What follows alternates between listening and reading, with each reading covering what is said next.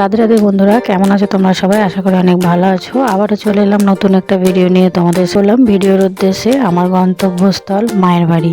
তো এখানে রাস্তায় বড়মার সাথে দেখা হয়ে গেল। তো বড়মার সাথে কথা বলে আমি আবারও বেরিয়ে পড়লাম। রাস্তায় এটা হচ্ছে আমাদের কালী মায়ের মন্দির। দর্শন করে আমি আবারও আমার গন্তব্যস্থল মায়ের বাড়ি বেরিয়ে পড়লাম সেই উদ্দেশ্যে। এখন পুরোই ফাঁকা, কেউ নেই। এখন বাজে দুপুর 12টা আর আমি একাই হাঁটতে হাঁটতে যাচ্ছি মায়ের বাড়ি। আমার এখান থেকে যেতে লাগবে 15 মিনিট। সামনে রাস্তা হচ্ছে, দেখলাম অনেক বালি পাথর পড়ে আছে।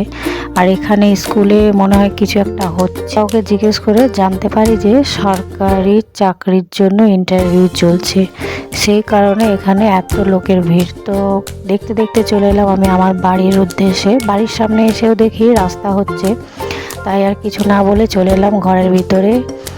তো মা তো আমাকে দেখে পুরো অবাক, কারণ আমি এবারে এসেছি, মাকে বলিও নি। তো মা রান্না করছিল আর বোনের সাথে ফোনে কথা বলছিল।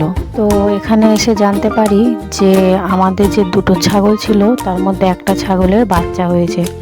তো মা আমাকে বলল, যা দেখি একটু বাচ্চাটাকে দুধ খাইয়ে দে, খেতে পারছে না একা একা। তো আমি সেটারই চেষ্টা করছিলাম এখানে। চলো মায়ের বাড়িটা একটু ঘুরে দেখিয়ে দিই তোমাদেরকে।